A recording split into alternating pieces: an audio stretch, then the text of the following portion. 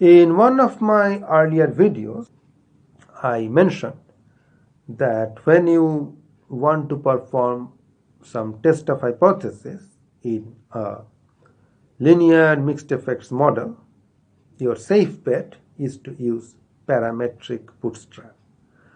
The natural question is, how do you carry out this parametric bootstrap thing? How do you generate new data from a fitted linear mixed effects model? I am going to illustrate that next. So when we want to generate fresh data from the fitted model, we should first have a fitted model. I shall illustrate the procedure using the model that we fit just now. And we have already seen what are the various estimated quantities. So I will just create a model out of these things. So this is how I shall do it. So I am creating my parameters mu, which is I am actually extracting this number, this intercept 10.34. I can do that programmatically using this. Fit is the value that I am interested in. I will take a look at fix f. So this fix ef is a function which will extract all the fixed effects coefficients. So it will be a vector of length 2.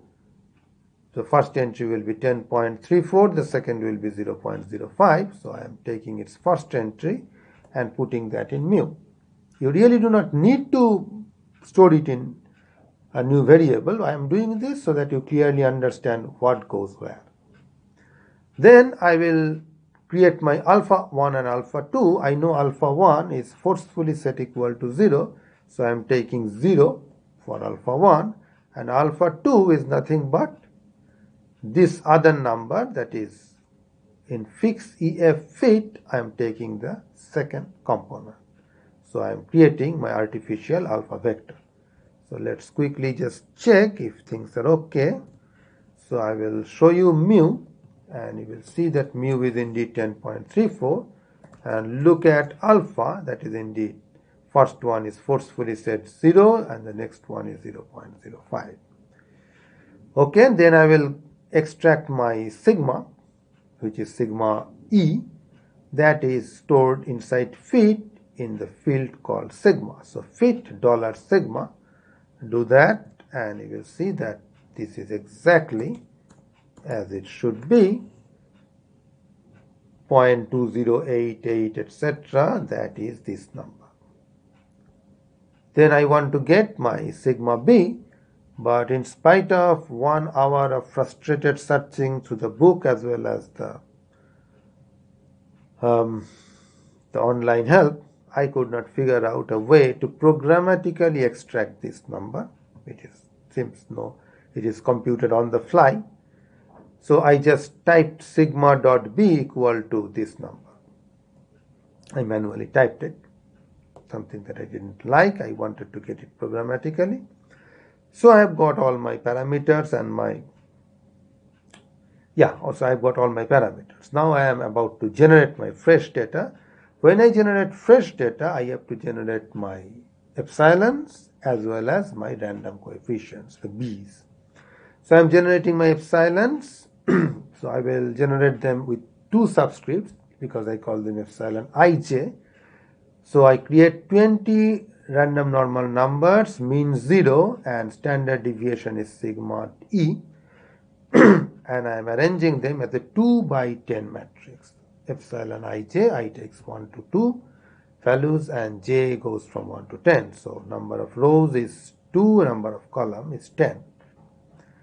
So I'll just execute that, these 2 lines, so that we see what is happening. Eps. So you can see there are got 2 rows and 10 columns. I will do a similar stuff with b. I need to generate b1 to b10. I am generating 10 random normal numbers. Mean is again 0. Standard deviation is sigma b. So I am getting these. So let's take a quick look. Yeah, that's the thing. Now I am going to generate my data. That is all the yij's. I will just first create them as a matrix because I am writing them as two subscripts. I will call it TMP, temp. So I create a matrix initially consisting of only zeros, 2 rows and 10 columns. And I'm just doing it explicitly. There are smarter ways, more efficient ways of doing it, but I'm doing it in a way so that you see the steps clearly. You run a loop over I for I 1 to 2. You run a loop over j, j 1 to 10. You generate y I j equal to, you just write down that model, mu plus alpha I plus bj plus epsilon ij. I deliberately wrote it in this way so that you can recognize the mathematical form of the model. Now, of course, we do not want it to be like a matrix. We want it to be a long vector of 20 elements. So let me just show you what TMP I get in this process. So these are the TMPs that I will get. This is what I've got. So all the things in the first row, they are my fake values obtained by HPLC method. And all the values in the second row are the things that I obtained using NIR method. So I will stack one of them above another and call that AMT. So AMT is the first row of TMP stacked on second row of TMT. So I get this, F7. And now I finally pack it in my new data. Remember, the fixed part of the story remains the same. So my original dat1, if I quickly remind you, that was the names were, the first one was Y. The methods and the tablets, they are not going to change. The fact that I have got 10 tablets and the methods are HPLC and IR, they are not changing. So I am leaving them intact. I have written dat1, comma, -1, which means only remove the first column, which was the random data, and replace that with my new AMT. So I am creating my new data frame. I will do this. So let's quickly take a look at my new data frame.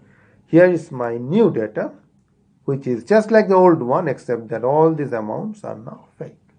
So this is how you construct one parametric bootstrap data. Parametric bootstrap because we estimated the parameters, then simulated from those estimated parameters.